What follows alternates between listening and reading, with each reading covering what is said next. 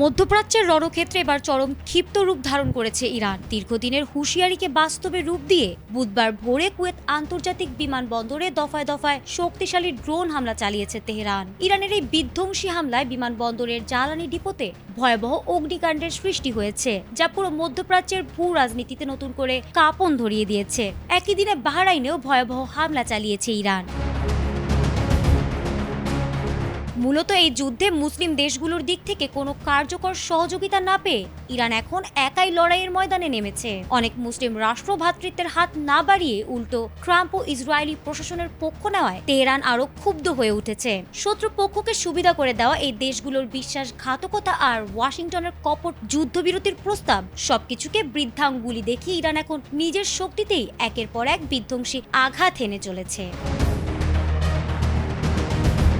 বুধবার স্থানীয় সময় ভোরবেলায় ইরান সমর্থিত সশস্ত্র গোষ্ঠীগুলো একযোগে বেশ কয়েকটি আত্মঘাতী ড্রোন দিয়ে কুয়েত বিমানবন্দরের কাফকো ফুয়েল ডিপো লক্ষ্য করে ভয়াবহ হামলা চালিয়েছে। হামলার পর বিমানবন্দরের জ্বালানি ডিপোতে ভয়াবহ আগুন ছড়িয়ে পড়ে।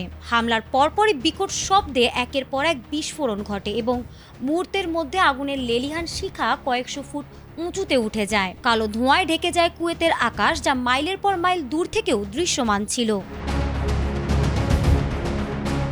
ভয়াবহ এই হামলায় ড্রোনগুলো সরাসরি বিমানবন্দরের জ্বালানির সংরক্ষণাগার বা ফুয়েল ডিপো লক্ষ্য করেই আঘাত হানে। কুয়েতি কর্তৃপক্ষ জানিয়েছে এই হামলায় বেশ কয়েকজন আহত হয়েছেন এবং যাত্রী টার্মিনালেরও ব্যাপক ক্ষয়ক্ষতি হয়েছে। এর আগেই কর্তৃপক্ষ জানিয়েছিল ড্রোন হামলায় বিমানবন্দরের রাডার ব্যবস্থা মারাত্মকভাবে ক্ষতিগ্রস্ত হয়েছে। কুয়েত সিটিতে চলমান এই যুদ্ধে প্রায় প্রতিদিনই এমন সতর্ক সংকেত বা সাইরেন শোনা যাচ্ছে, যা এখন সাধারণ ঘটনা হয়ে দাঁড়িয়েছে। গত সোমবারও দুবাইয়ের দোরগোড়ায় কুয়েতের তেলবাহী ট্যাঙ্কার আল সালামিতে হামলা চালিয়ে ইরান তাদের শক্তিমত্তার জানান দিয়েছিল। বুধবারের এই বিমানবন্দর হামলা প্রমাণ করে শত্রুদের কোনো ফাঁদে পা না দিয়ে সরাসরি ধ্বংসাত্মক পথেই হাঁটছে তেহরান। বর্তমানে পুরো কুয়েত বিমানবন্দর এলাকায় সর্বোচ্চ সতর্কতা জারি করা হয়েছে এবং ফ্লাইট অপারেশন অনির্দিষ্টকালের জন্য বন্ধ রয়েছে। সব মিলিয়ে যুদ্ধ পরিস্থিতি ক্রমেই আরো তীব্র হয়ে উঠছে বলে ইঙ্গিত পাওয়া যাচ্ছে।